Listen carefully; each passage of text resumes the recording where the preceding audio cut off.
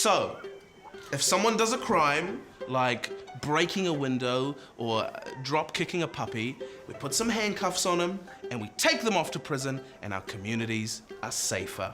All right, any questions? Yes? Do people stay in prison forever?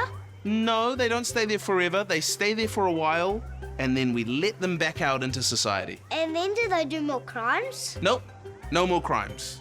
Once they're in prison, they stop all their crimes. They've learnt their lesson. So is prison like a school? No, it's not like a school. There are no teachers. How it's does not a very... it stop people from doing more crimes then? Question, you got some smart kids. All right, let me help you out. We catch the baddies, yeah, and then we send them to prison. They go into prison, and then once they come out of prison, they're all better. So is it like a hospital? Yeah, kind of like a hospital, except there's no doctors or nurses. How does it make them better?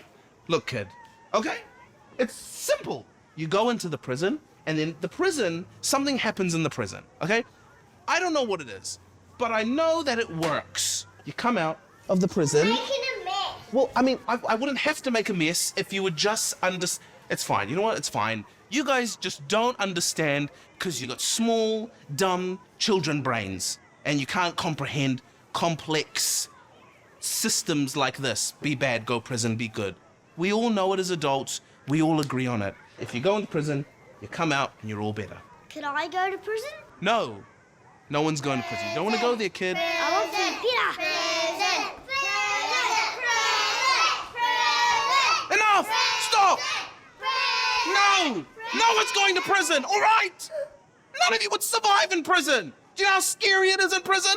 Prison is scarier than the first Paranormal Activity, and that is scary. Okay? The other two after that are not as scary, but imagine the first one. That's how scary prison is.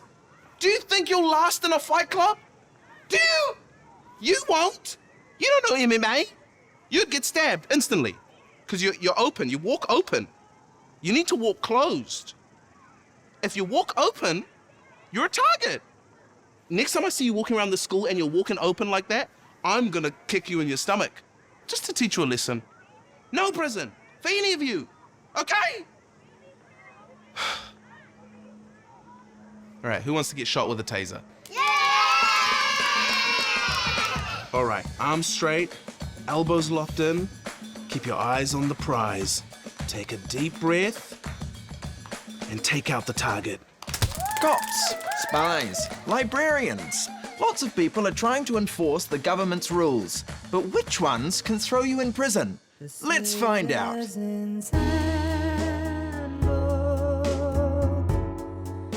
The Citizen's Handbook.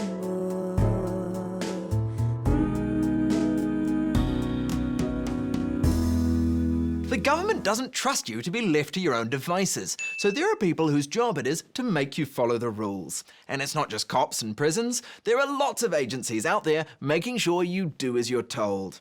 Think of them like the Avengers, except instead of superpowers, they have notebooks and forms and parking ticket machines. Fisheries New Zealand stops you from catching tiny fish. New Zealand Food Safety stops you from selling poisoned fish. The New Zealand Customs Service stops you from smuggling fish into the country. And it's not all fish stuff. If you're trying to immigrate to New Zealand, Immigration New Zealand will make sure you fill in a giant pile of forms. If you want to do terrorism, the NZSIS and the GCSB are there to stop you. If the welfare system keeps you alive, work and income will stop you getting a boyfriend without telling them. And if you don't fund all of these agencies by paying your taxes, the IRD will hunt you down. Now, not all of law enforcement is cops and prisons, but to be honest, most of it is. So why are cops so important? Well, to understand that, we have to go back to the 1800s.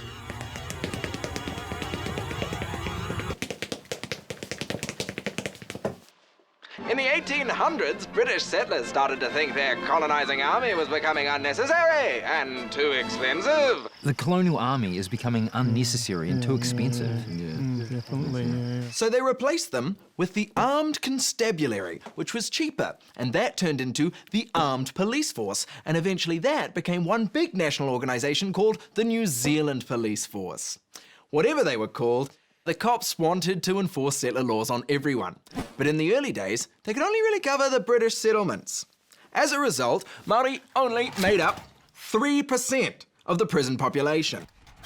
That number spiked a little in the 1860s when Māori soldiers were locked up for fighting against colonisation, and again in the 1880s when Māori pacifists were locked up for, protesting peacefully against colonisation. Colonisation seems to be coming up a lot. For the next few decades, cops swung back and forth between two different styles of policing. When Māori people fought back against colonisation, police became more paramilitary. And when nobody questioned their authority, police became more preventative, gently asking people to please not do too many crimes, if any at all.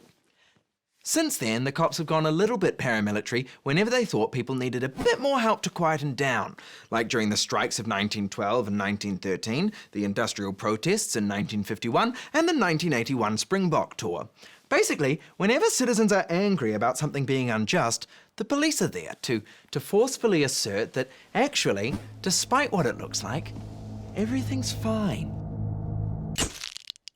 Over time, our prison population has only gotten bigger. New Zealand currently has 18 prisons. Most of them are run by the Department of Corrections, but one of them is run by a private company called SERCO that makes money off prisoners. And there are 4 other facilities run by the Ministry for Children. They're called Youth Justice Residences, which sounds way better than child prisons. Not only are there more people in prison now, a higher percentage of those people are Māori. So let's just check back in with our... Oh my God, it's 50%. It's not 3%, it's 50% now, even though Māori are only 15% of the population. What's going on? Well, part of the reason for that is straightforward racism. In 2007, a study by the Department of Corrections said that there are indications of a degree of overrepresentation related solely to ethnicity rather than any other expected factor at key points in the criminal justice system. Right, okay. So I think that baffling sentence basically means that your skin colour affects your odds of getting talked to by the cops, getting arrested, getting found guilty, and getting sent to prison. But it isn't just racism. It's also that poor people are more likely to go to prison. And Māori have been disproportionately poor for generations because some people, and I don't want to name names here, but some people stole all of their land and used it to get rich. You see, if you're poor, you're more likely to face prison time for lots of reasons. If you're poor, you can't pay for traffic fines, which can snowball into a prison sentence. If you're poor, you're more likely to be illiterate, which means you're less likely to get a job. If you're poor, you might not get bail because you don't have a residential address, which might see you get sent to prison. And once you're in prison, chances are you'll come back because rehab services are only available to people who are there long term. So if you're just there for a little bit, prison can just become a great big crime school where people teach you how to do crime. Now, in New Zealand, most prisoners aren't allowed to vote, so it's very hard for them to have their say. So it's up to you to tell our politicians what you think. Should prisons focus on punishing people or making them better? What's the best way to do that? Should settlers give back the money they made off Māori land? Should you become a spy? Would you wear a cool tuxedo? Hey, look, these are all important questions, but they're not for me to answer. That's your job. You're the citizen. Good luck. The citizens